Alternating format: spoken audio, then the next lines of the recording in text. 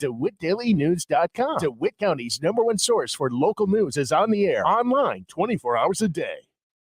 Your friend in Central Illinois, WHOW. Once again, good morning. Thanks for being with us. I'm your host today, Seth Lawrence. The WHOW Morning Show streams to Facebook and YouTube. It's brought to you by Peterson Insurance, your Pekin Insurance agent in Clinton. My guest in studio this morning, Rennie Cluver, Executive Director of the Clinton Y. Good morning, Rennie. How is summer going for you so far this year? I can't complain. I mean, everybody I talk to, it's going fast. It's going fast for everyone, but it's not changed since the 47 years that I've been on this earth. So I'm just going to go with the flow and just feels a little faster this year for some reason. Yeah. But at any rate, Rennie, we appreciate you making time for us, and a lot of good stuff going on at the Y. Let's start with the triathlon. Of course, this is an event that the Y's done the last couple of years. Going to make some changes to it. You put it off for this year, trying to ramp it up a little bit. Talk about what's going on. Sure. We usually offer it that first or second weekend in August. And when we started it got some good traction, and because it was new. And I think what sets us apart from most sprint tries is a couple things. One, the main reason is open water swim using Clinton Lake, and the fact that Clinton Lake is a cooling lake. And so it's usually warm temperatures. So people aren't worried about cold lake water. And then we'd also use the trails, the Houseboat Cove. And so that was something that was different. We've been working with a group, I think it's USA Triathlons, and they sanction events. And we are thinking that we need to sanction our event so that we can offer a better event, a better program, and attract more participants. Over the last couple of years, our participation has gone down, and not even COVID related, because we didn't even have that many not sign up during COVID, because we did do ours during COVID, and there was a lot of sprint tries that were not doing it. And it's just the way ours falls. If you do it in August, the national sprint try is held usually the weekend prior to ours. Well, everyone was trying to go to all these tries throughout the year to qualify for that. Well, ours being after the main event, just we were seeing less and less participation. Yeah, I mean, nobody's going to do a try one weekend and turn around and do another one, the weekend after, especially when you worked all summer for the one before. And, so I get it. And we know that there's a lot of different type of competitors for those. There's those that just like to go and do them, that was just wanted to do the Clinton try because it was close and it was fun. It was a challenge. And then there's some that are diehards that do these so they can qualify for the national race. And so we want to be able to be a happy medium and be inviting to all those groups. So we decided not to try to change it this year, just because of all the things that you have to do that, getting the timing company, all the paperwork that you have to do to get sanctioned. So we have already set and scheduled to host our event. I believe it's June 22nd of 2024, which is right there about a month ago from where we're at now. And what does sanctioning do to it? Well, sanctioning, there's a few things that we have to follow in order to make it a sanctioned event. But the benefits of it for us and for other participants are the insurance coverage for it. Also, would allow us to, I think our trail run is not going to be just on the trail. We're going to do maybe a 5K on the trail, but our actual sprint try, the running portion will be on the main paved road. Now, Rennie, if you don't mind me asking, you say a sprint try. What does that mean? It's just a shortened version of a full triathlon. Okay. In a triathlon, you swim, run, or swim, bike, run. And I don't know the exact numbers of a triathlon. Besides, I think the swimming portion is maybe it's just over a mile long. Well, in a sprint try, ours is like 400 yards. So it really shortens it up. The running portion, well, the bike portion is around 12 to 13 miles, and the running portion is a 5K, so 3.1, 2-ish Okay. miles on that. So that's where they call it sprint tri, because it's a lot shorter. Got it. Yeah. And sure. we do offer, and we're going to offer it again, the dual fund, where if you don't like the swim portion, you can do a bike, or I think it's a run, bike, run. So Okay. you run twice instead of swimming. There you go. Now, I cut you off. You were talking about what sanctioning the event would mean for the Y and what that would look like. So I didn't mean to cut you off there. So Sure. No, it allows us to do it with the USA Triathlon organization. They will help actually market our event a lot better on certain websites and send out publications to these people that are looking for these type of races. It will increase the swimming portion just a little bit that we want to do to offer it to more competitor swimmers. And I think just the overall bringing in vendors to it that will say we can bring shoe vendors or bike vendors to help people prepare for it. We're going to be able to have sponsored food at the end of the race, and nothing like a big meal, but enough to fulfill you. Yeah. After you've ran and done all that, you're going to needs to replenish some of your energy. Sure. So we'll be able to just make it such a better event for everyone that wants to get involved. Now, I don't know if you've thought this far ahead, but, how do you market it and make it worth it for the Y? Because like you talked about with me beforehand, you got to make some money on this thing. It's a fundraiser, obviously. So have you thought about that to this point? Yes. And so that's part of the sanctioning portion too, and not the reason why we're doing it, but to have it sanctioned, it does cost us to be a part of that organization. And so ever since we started our event, and I think we've done at least 3, if not 4, we've kept the cost for the entry fee at $50. Well, there's not that's a very cheap event. And we were doing it because we wanted for people to want to sign up for it and keep it low so people could just to do it. We were just wanting to really make a little bit, break even at the very least. Well, with less participation that we've had over the years and keeping the cost the same, we're losing money. And so we can't continue to do that. So being sanctioned, a sanctioned race, you have to be you have to have a membership to even come and participate in this event. So that'll be included in the registration fee. Okay. And so the registration fee is going to go up. We haven't set that. It could be $85, $90, $100, which is typical of most sprint triathlons. Sure. Right. So you'll be in line with all of those then. Yeah, definitely. When I don't know if you've talked to the board or you brought this to the board, but what did they say about it? You've got a really good board right now. What they have to say? The board agreed with, looking at the numbers of the previous couple of years and our attendance at the event. And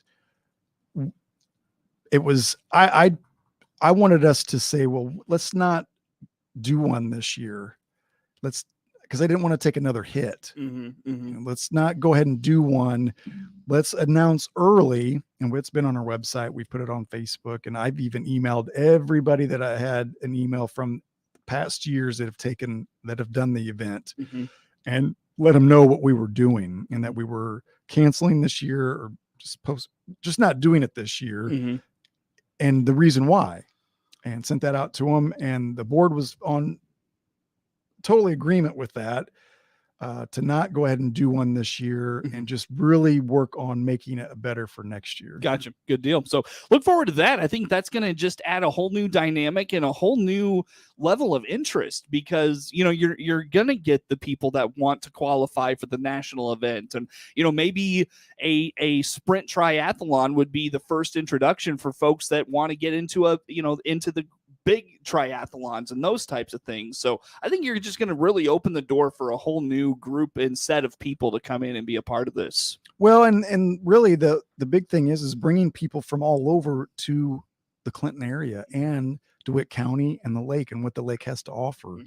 And we've had people in the past that have come to the event like, wow, we didn't even know this was on the map. And who knows, maybe they've been coming now to camp at Muscootin ever since they've come to a Sprint Tri because they love the atmosphere and what Clinton Lake has to offer. So. Sure. Yeah. Who knows? But yeah, great way to get folks in town for sure.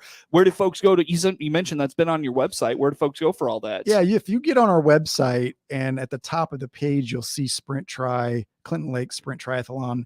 You click on that button. It will explain everything.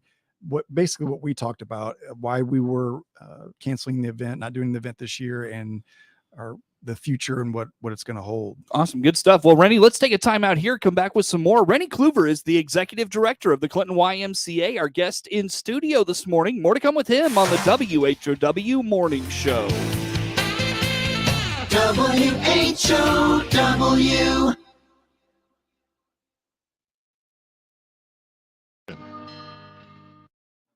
Let's check the markets now on the RFD Radio Network. I'm Jim Taylor. We started the day in the green. Now we're in the red with corn, beans, and wheat. September corn down 5 1/4, 501 1/4. December new crop 508 1/2 down 5 1/4, and March corn 520 down 5 1/2. August beans down a penny, 14.79 1/4. September beans up 1/2 penny, $14 1/4. November new crop 13.70 1/2 down 1/4. September wheat 6.56 1/4 down 5 1/4. December wheat down 5 1/4, 6.75 1/2. August bean meal 427.60 up 3.80. August bean oil up 26 cents, 65.31. Livestock market, August feeders 247.47 up 82 cents. August live cattle up 57 cents, 180.75. July lean hogs 102.45 up 47 cents. I'm Jim Taylor, RFD Radio Network. How much fun is your job? When was the last time you jumped out of bed before the alarm and got to work early? Do the folks around your office laugh enough? When you get a win, does everyone on the team celebrate your success? Does solving creative problems give you a thrill? We know that thrill. And if you want more of it, we want to hear from you. We work with local business to increase revenue and grow the bottom line. We do it by creating smart, creative advertising on air, online, and on smartphones. Every day, the Miller Media Group team comes to work and does a job that makes things better for our listener, our client, and our community. We also believe in the importance of a balance of work and life. We believe it's necessary for a thriving workplace. If you're the creative problem solver, we're looking for you. You could earn with commissions as much as $50,000 a year. Plus, we offer generous time off. Sound good? Sound like leaping out of bed for? Get started by sending an email to sales@randyradio.com. That's sales@randyradio.com. The Miller Media Group is an equal opportunity employer. Your friend in Central Illinois. WHOW. Once again, a good morning. Thanks for being with us. I'm your host today, Seth Lawrence. The WHOW Morning Show streams to Facebook and YouTube. It's brought to you by Peterson Insurance, your Pekin Insurance agent in Clinton. Rennie Cluver, Executive Director of the Clinton Y, our guest in studio this morning. And, Rennie, we talk about the changes coming to the Sprint Tri next year. That's very exciting. Some changes to flag football. We've got volleyball coming, so a lot of good stuff at the Y. Let's hit on flag football. What's going on there? Sure. So, and this is going to be, we'll be posting this within the week, probably by the end of this week, because this is about the time that registration for flag football would begin. Mm-hmm. And I actually had a parent that had reached out, maybe it was last week sometime, asking about registration for flag football. I was like, oh gosh, yes, we're looking at changing it. Mm-hmm. And more details to follow. Well, Okay. I've got more details, and there's going to be more to follow after what I am able to tell you, but I'm super excited. So again, going back to like the Sprint Tri, the numbers every year seem to dwindle. Now with flag football, it just depends on the class size of the kids that we're getting. But with JFL, so JFL is offered, gosh, I think that it's 3rd grade, or at least 4th grade through 8th grade. Mm-hmm.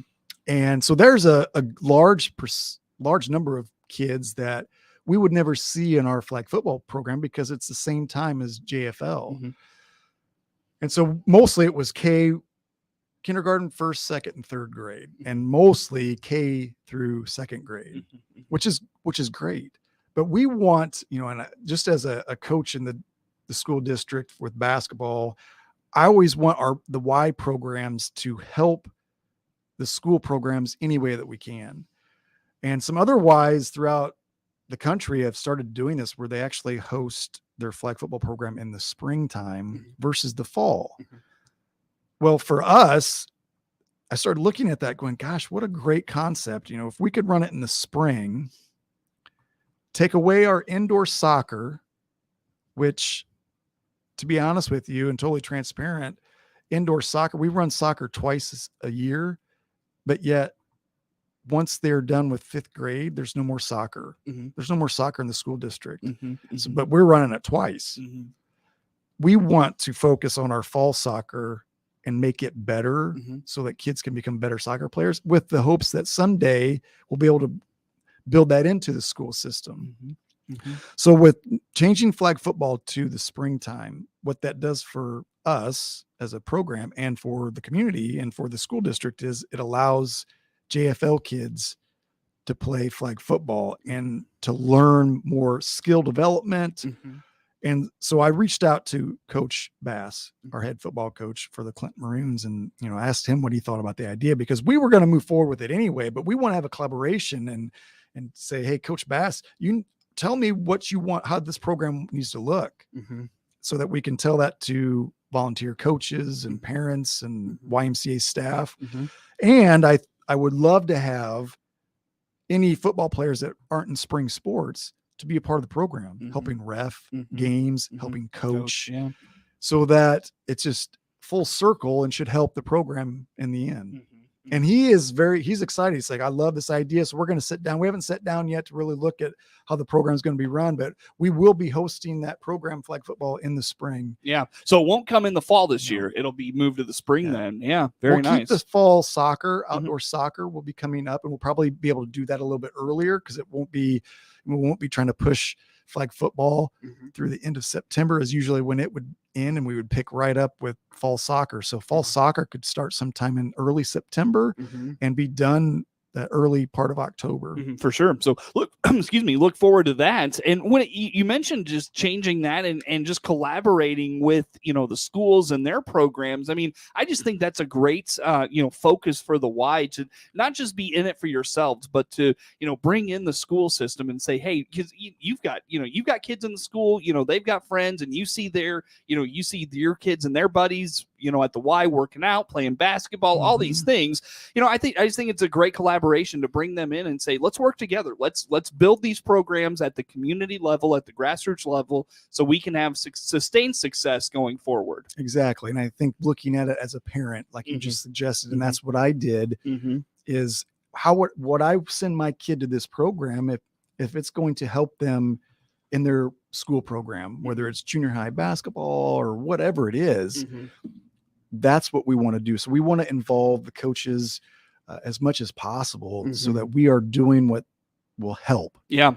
Now, will this spill into a program we're going to talk about next, volleyball? Yes. Let's talk about that. And I know we've had volleyball in the past. It was prior to me even being here as the director, because I remember taking my daughter when she was young to a volleyball clinic, or it was a 5-6 week session. Well, now we've got a gym that we can have our own volleyball, really nice volleyball system.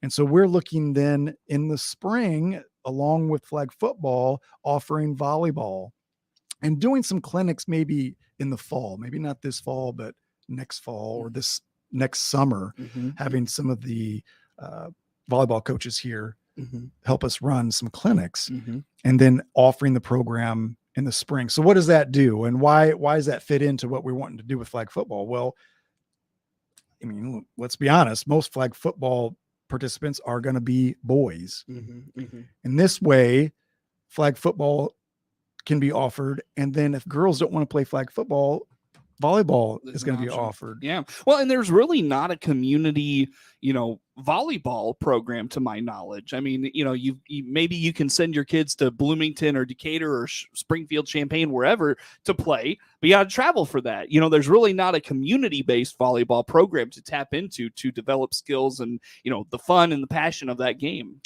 There is and I don't know a lot about the program called WHOW, volleyball WHOW. And I know it's more localized because some of the coaches here in the community help with that. I would love to see a collaboration with the YMCA in that program to use the Y and our volleyball system and to build the program that way. So we can, even if we're going to do clinics and things in the spring, doing the volleyball program in the spring, then how does that tie into maybe them participating in wave volleyball when that's offered? So yeah, for sure.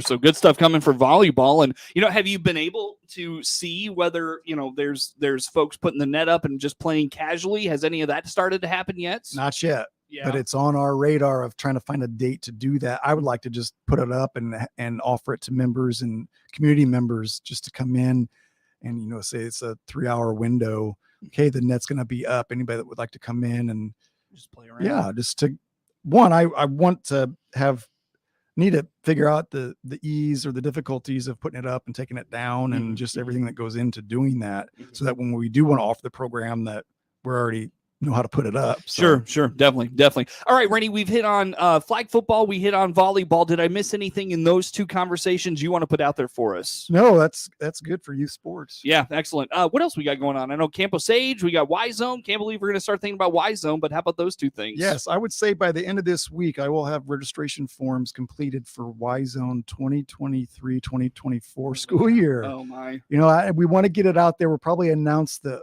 open registration for that around the 24th or so a week from today. So that gives parents plenty of time. Really, for us, we want to be able to give the information out to parents that are sending their kids to Camp Osage, so that they got it on their radar and can sign up for that. You don't have to sign up prior to school. You can sign up 3 weeks into school. You don't even have to be a YMCA member to send your kid to Y Zone, but it's hard for us to get that information out to parents prior to the school year if you're not a Y member. Sure. So we'll put it on Facebook. It'll be any media outlet we possibly can to get that information out. Sure. Very good. Rennie, I got a minute. What's kept you busy lately? What's been on your radar, your mind lately at the Y? What's going on?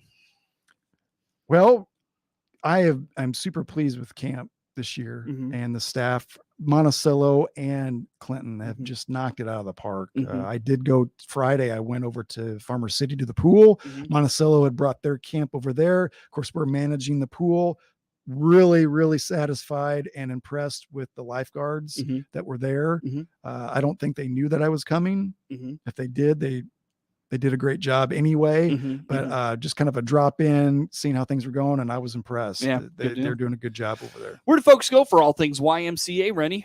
Our Facebook page is where we put up tons of information, or just check out our website. Very good. ClintonCommYMCA.org. That is it. Very good. Rennie, good to see you as always. Thanks for making time for us. We'll catch up next month. Rennie Cluver, Executive Director of the Clinton YMCA, in studio with us. Network news on the way on the WHOW Morning Show. WHOW. The Big 1520 WHOW